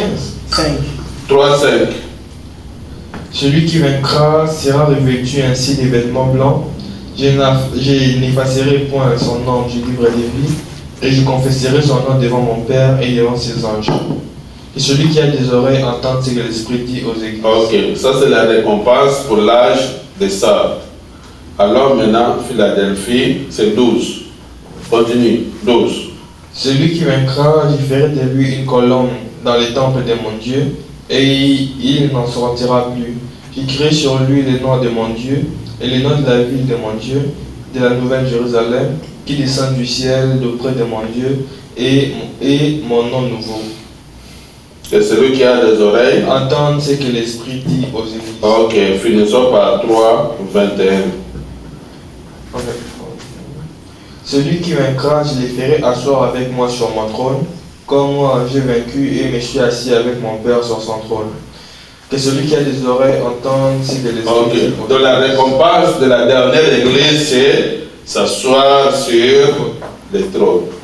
Et il te faut vaincre l'âge de la Odyssée dans lequel on se trouve. Le péché de l'âge de la Odyssée, c'est l'indifférence. Hein? C'est un cœur partagé, ni chaud, ni froid. Le péché de l'âge de la Odyssée, c'est la richesse. Du fait qu'ils ont trop de richesses, ils pensent que Jésus est avec eux parce qu'ils ont de l'argent. Hein? Et ils considèrent que quelqu'un est béni, c'est la personne qui a de l'argent. Si la personne n'a pas de l'argent, ça signifie que Dieu ne l'a pas béni. Et tout le reste. Et ils sont aveugles, misérables, nus. Et ils ne le savent pas malgré tout. Nous avions montré que de la même façon que Dieu avait aveuglé Israël pour que l'évangile puisse se tourner vers les nations, de la même façon, Dieu a aveuglé l'église du dernier temps pour que l'évangile puisse se retourner en Israël. Ce que Dieu fait aujourd'hui, il ne voit pas ça. Observez ce qui est promis aux vainqueurs. Voyez, eh bien, la Odyssée, c'est le dernier âge. Il va y avoir quelques vainqueurs dans cet âge. Hein? Est-ce que dans la Odyssée, il y aura des vainqueurs? Oui. Combien de vainqueurs? Quelques vainqueurs. Qu'est-ce que quelqu'un peut lever la main pour dire qu'il fera partie de ces vainqueurs-là? Celui qui ne lève pas la main, ça signifie qu'il ne croit même pas qu'il est un enfant de Dieu. Hein? Il y aura quelques vainqueurs dans cet âge. Observez, souvenez-vous, dans chaque âge de l'Église, celui qui les précède hérite tout ce qui a été donné aux autres. Observez ici. Eh bien, ici, c'est après qu'ils ont reçu cette autorité, ce nom nouveau, et tout ce qui est écrit qu'il a promis, manger de la manne cachée et tout ce qui suit, observez ces derniers âges de l'Église. Apocalypse 3, 21. Celui qui vaincra, je le ferai asseoir sur mon trône. Amen. Comme moi j'ai vaincu et me suis assis avec mon Père sur son trône. Que celui qui a des oreilles entende ce que l'Esprit dit aux églises. Il y a une récompense pour les vainqueurs. Vous, Lys, continuez à avancer. Nous avions montré que vous êtes les révérends pasteurs Lys. Vous êtes sortis de la peau du péché. Et vous commencez maintenant à rayonner. Vous commencez maintenant à répandre la bonne odeur et les abeilles viennent tirer de vous la sève. Les passants passent là, ils sentent la bonne odeur et ils voient votre beauté. Après que vous avez vaincu la boue du péché, il faut sortir de la boue du péché, soyez, et devenir ces listes-là. Vos listes continuent à avancer. Si cela est en vous, sortez de la boue et de toute autre chose et posez vers la surface. Oui, oui, s'asseoir avec moi sur mon trône. Hein? Et le fils de Zébédée, ils ont voulu venir se précipiter avec leur maman. Demander à Jésus, non, nous voulons, il veut que mon fils ici puisse s'asseoir à ta droite, que Jean puisse s'asseoir à ta droite et que Jacques puisse s'asseoir à ta gauche, quand il viendra dans ton règne. Hein? Ils voulaient se précipiter. Jésus leur a dit, vous devez d'abord passer par les tests. Il leur a demandé, est-ce que vous êtes prêts à boire la coupe que moi je dois boire? Hein? Ils ont dit oui. Et Jésus leur a dit, c'est vrai que vous allez boire cette coupe. Avant de pouvoir vous asseoir sur le trône, vous devez d'abord boire la coupe. Hein? Vous devez d'abord passer par les tests et vaincre les épreuves et les tests. Hein? Frère Branham dit, ces personnes n'avaient pas vaincu. Les tests n'étaient pas encore venus. Les deux, Jean et Jacques. Ils n'avaient pas encore vaincu. Les tests n'étaient pas encore venus et ils voulaient s'asseoir sur le trône sans passer par la souffrance.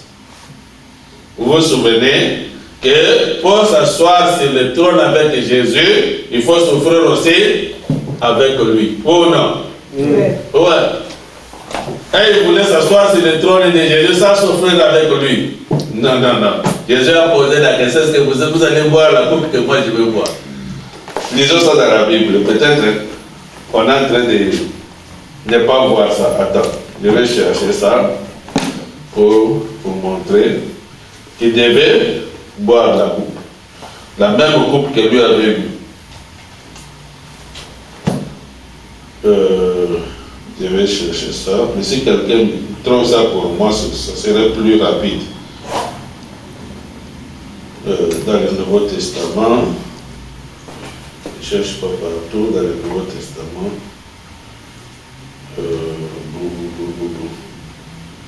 Ça date autour des 18, je crois. Matthieu 18, quelque chose comme ça. Donc, vous devez boire la coupe.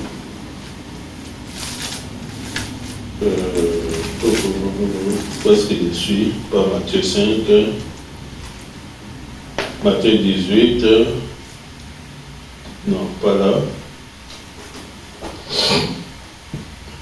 Ok, je suis là. 20.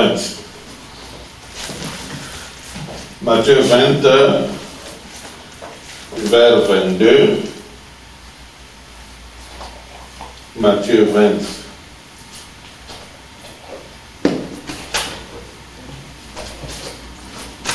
Donc, ne soyez pas comme les deux fils de Zébédée qui ont voulu s'asseoir sur le trône de Jésus sans boire la coupe.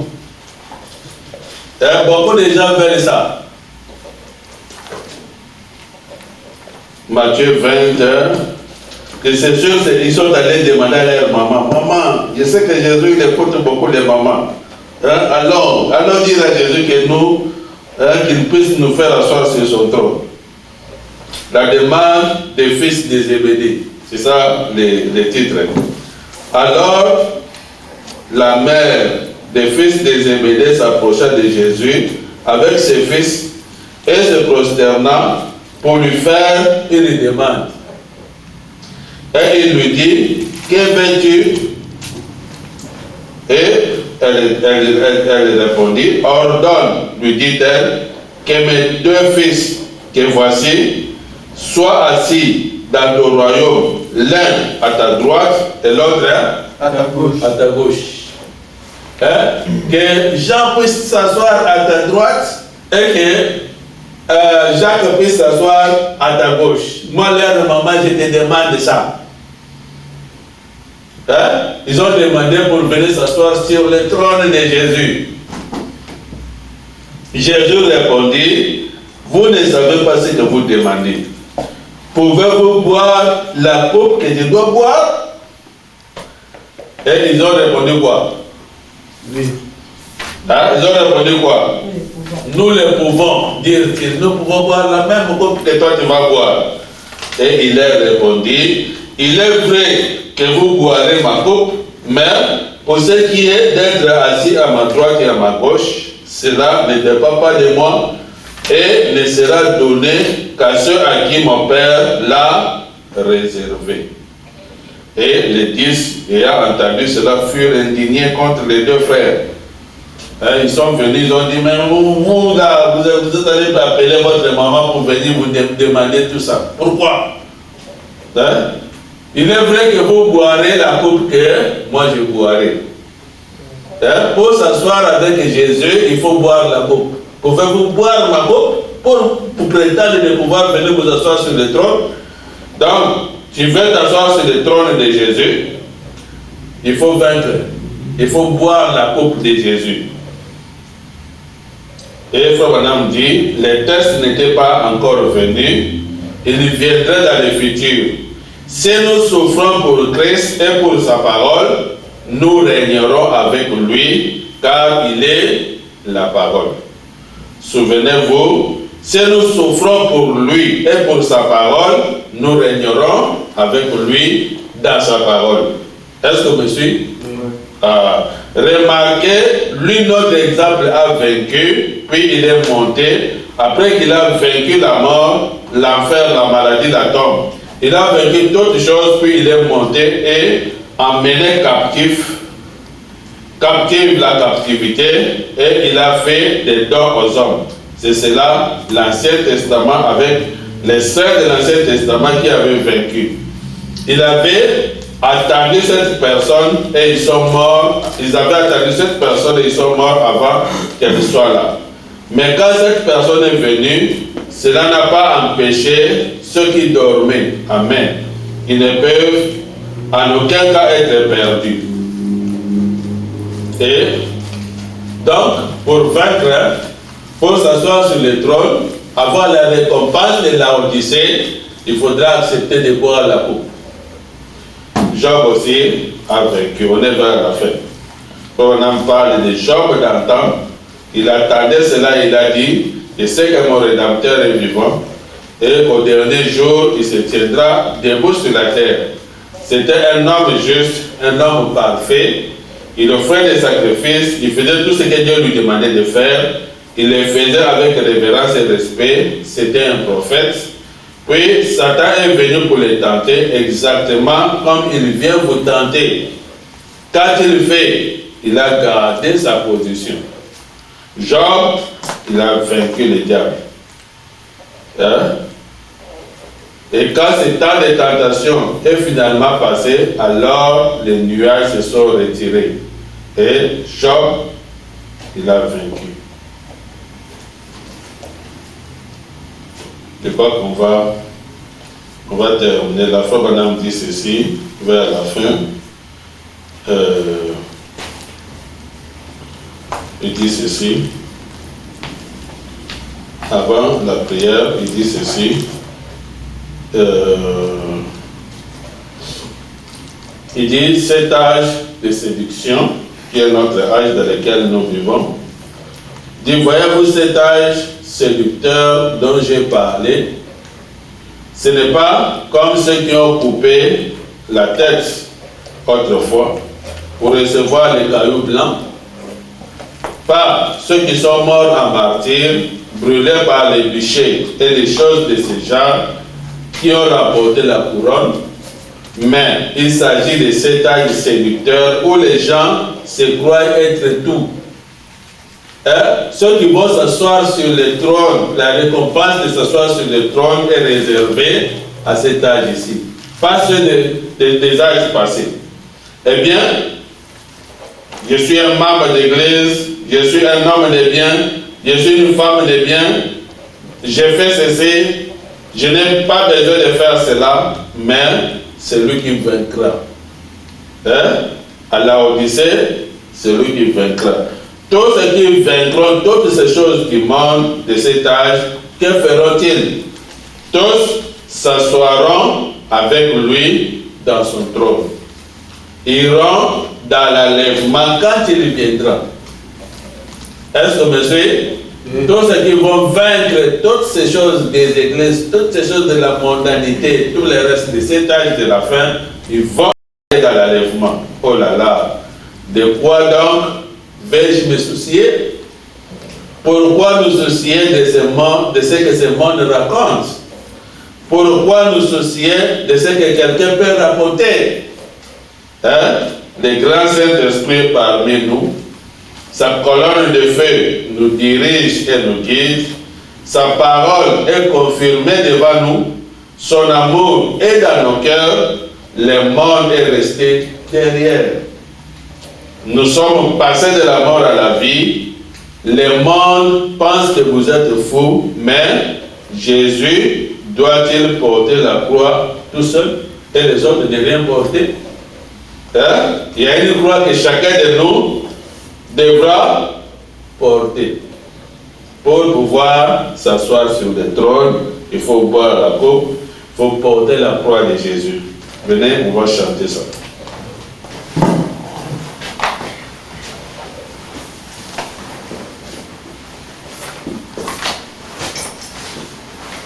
Jésus doit-il porter la croix tout seul?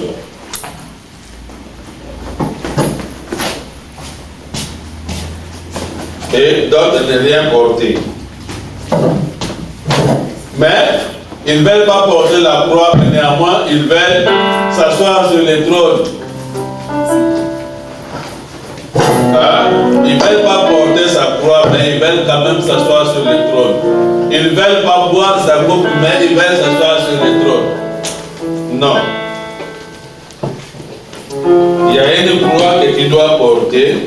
Il y a une croix que moi je dois porter. Il ne faudra pas avoir honte de l'évangile, de s'habiller comme une fille chrétienne à l'école, de s'habiller comme une véritable femme chrétienne au travail, de se coiffer comme un véritable garçon, un monsieur chrétien partout, et confesser Jésus partout. C'est la croix que tu dois porter.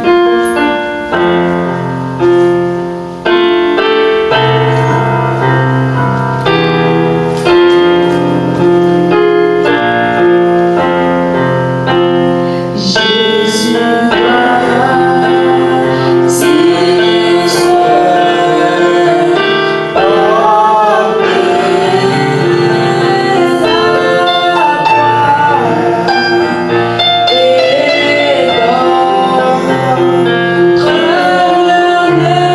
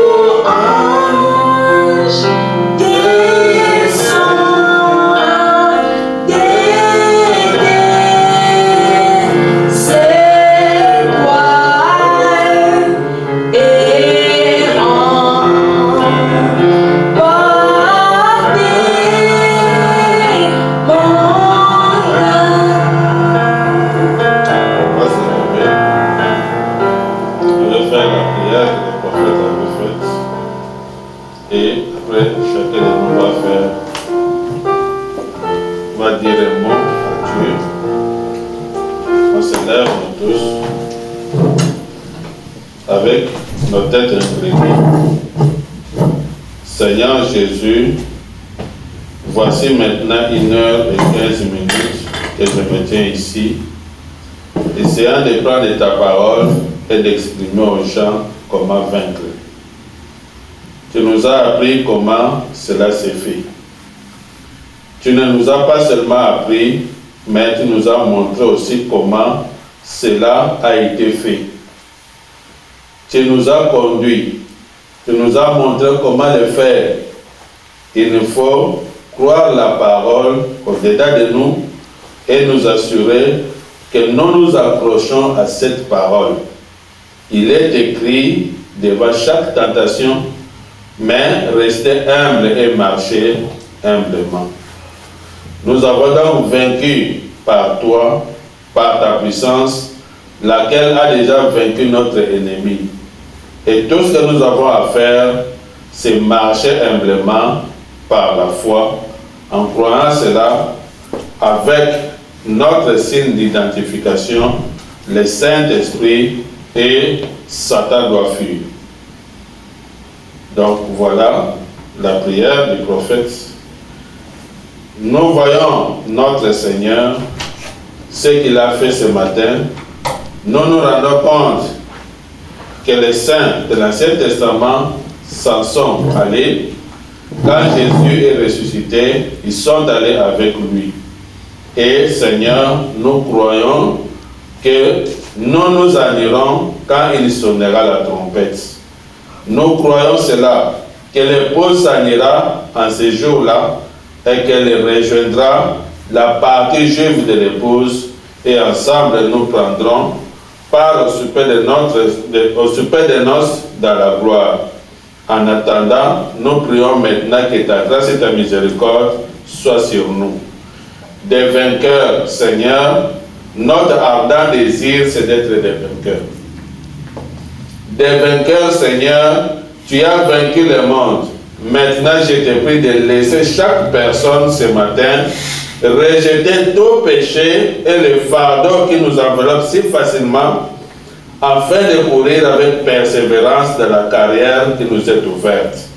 Notre Père Céleste, là, dans l'Épître aux Hébreux, Paul a dit que nous devons rejeter tout fardeau. Dans le chapitre 12, où il parle de ceci, après qu'il a déjà montré par un exemple là, ceux qui sont allés de l'avant, ceux qui s'en sont allés, ceux qui ont suivi avec tiédeur, ceux qui ont suivi en étant au front, ceux qui traînaient en arrière, tous, il a montré par des exemples.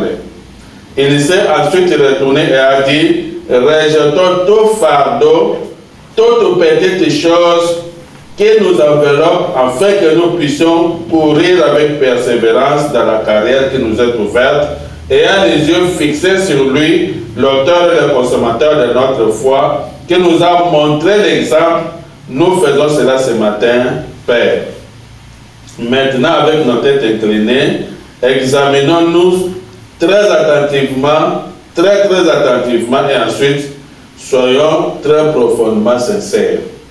Maintenant, demande que nous puissions nous examiner, chacun de nous, et que chacun de nous soit sincère à ce sujet. Et Frère Branham continue à prier et dit, soyez réellement en prière pendant que vous vous examinez maintenant. Sonde-moi, Seigneur, et prouve-moi, y a-t-il un mal à moi? S'il y en a, Seigneur, que je dépose cela ici même maintenant. Cet endroit où je me suis incliné, c'est ton autel. Je vais déposer cela ici maintenant. Je mettrai cela sous mes pieds quand je partirai. Donc quand tu vas partir, tu dois laisser toutes ces petites choses, ces fardeaux qui t'enveloppent facilement, le fardeau des mensonges, le fardeau de la tricherie, le fardeau de l'escroquerie, le fardeau de la mondanité, le fardeau de l'indifférence, le fardeau de tout ce qui se passe dans l'église de Laodicée. Tu dois déposer ça ici et partir étant libre. Dis Seigneur, je dépose ce fardeau aujourd'hui. Seigneur, je dépose ce fardeau aujourd'hui. Je veux partir d'ici étant déchargé complètement. Au nom de Jésus-Christ. Prions le Seigneur.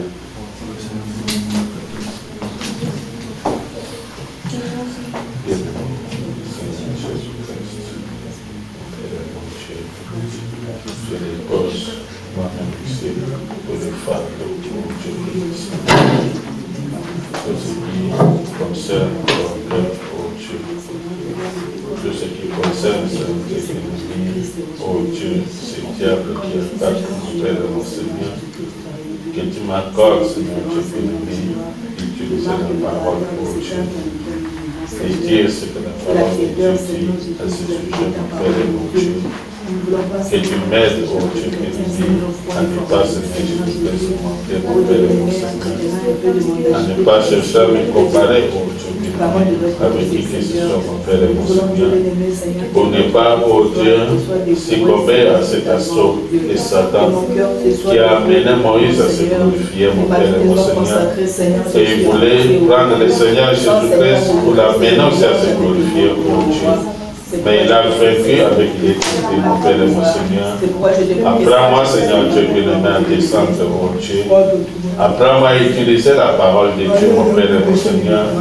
Et la troisième chose, mon Dieu, le diable voulait donner au Seigneur Jésus-Christ tous les royaumes de tout le monde, Seigneur, demandant de pouvoir l'adorer, mon Père. Seigneur Jésus, que nous ne puissions même pas penser, mon Dieu, aller adorer un quelconque Satan de n'importe quelle façon.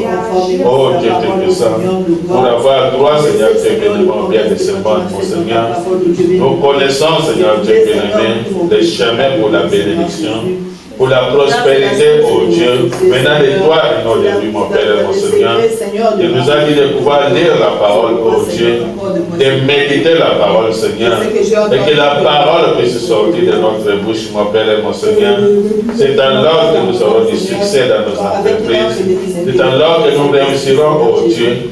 Il nous a dit que si tu obéis à la voix de l'Éternel, oh Dieu, en mettant en pratique tous ces commandements que je t'ai prescrits aujourd'hui, l'Éternel, ton Dieu, te donnera la supériorité sur toutes les nations de la terre. Tu seras béni dans la ville, tu seras béni dans les champs, les fruits de ton sol, les fruits de tes entrailles, les fruits de tes propos, les fruits de ton milieu, de ton gros bétail, toutes ces choses seront bénies. Tu seras béni dans la ville, tu seras béni dans les champs, ô Dieu. Nous serons bénis, nous sommes bénis de tous côtés, mon Père et mon Seigneur. Accorde-nous, ô Dieu, de nous accaparer de la bénédiction que toi qui nous as donnée, mon Père. Tu as dit dans la parole, ô Dieu, heureux tout homme qui crée l'Éternel et qui marche dans ses voies. Tu jouis alors du travail de tes mains. Tu es heureux et tu prospères. Ô Dieu, qu'il en soit ainsi parce que c'est la parole de Dieu. Et que nous ne puissions jamais nous incliner sur les propositions de Satan. Ô Dieu Tout-Puissant, pour nous amener à faire ce qui n'est pas conforme à la parole. Sois notre Dieu. Garde-nous humbles, Seigneur. Donne-nous un pouvoir de vaincre comme tu nous l'avais dit. Vaincre, c'est connaître les diables dans toutes ces attaques, ô Dieu. Vaincre, Seigneur Dieu bien-aimé. Jésus nous a montré comment vaincre. C'est pouvoir s'humilier, ô Dieu bien-aimé, devant la parole, mon Père. Et tu nous as montré, Seigneur Jésus, que pour s'asseoir, ô Dieu, sur le trône, avec toi, ô Dieu, nous devons boire la coupe, ô Dieu bien-aimé, Seigneur, comme tu as demandé à ces deux disciples. Ô Dieu, tu peux avoir ma coupe, ô Père du ciel. Aide-nous, Seigneur Dieu bien-aimé, à pouvoir vaincre les tests, mon Seigneur, boire la coupe, ô Dieu bien-aimé, et marcher dans l'humilité avec toi. Bénis chaque personne ici. Accorde que la parole que tu nous as donnée en ces jours ne puisse pas s'envoler, mon Père. Mais que cela, ô Dieu Tout-Puissant, puisse pénétrer les fonds, Seigneur, Dieu bien-aimé, du cœur de chacun de nous, afin que nous devenions cette parole, mon Père et mon Dieu. Accorde le Seigneur Jésus. Bénis encore cette petite église. Ouvre encore toutes les portes. Accomplis toute la parole que toi tu as dite, ô Dieu, qui s'accomplirait, Seigneur, Dieu bien-aimé, pour cette église. Sois béni à jamais et pense à tes enfants partout. Dans le nom du Seigneur Jésus-Christ, nous avons prié. Amen. Le Seigneur bénis ta parole maintenant d'entendre. Que Fernando, oui, ne permet pas qu'elle s'envole de notre souvenir. Bénis ta parole que nous venons d'entendre.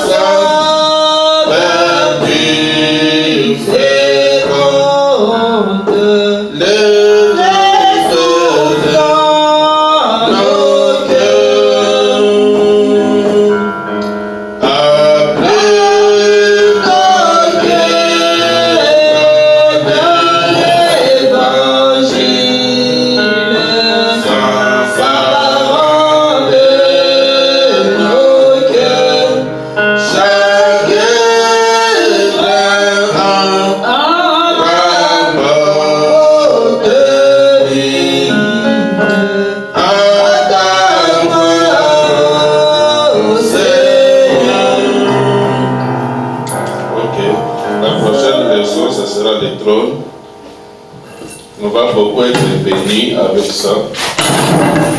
Que chacun se prépare pour ça. Quand Esaïe a vu le trône, il a demandé à Dieu de pouvoir. Il s'est répandu du fait qu'il mentait beaucoup. Il avait les lèvres impures et il vivait au milieu d'un peuple aux lèvres impures.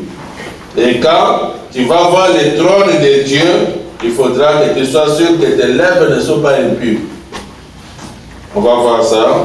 Dieu vous a prié pour ça pour le mercredi et le dimanche et dans la suite. Que Dieu vous bénisse.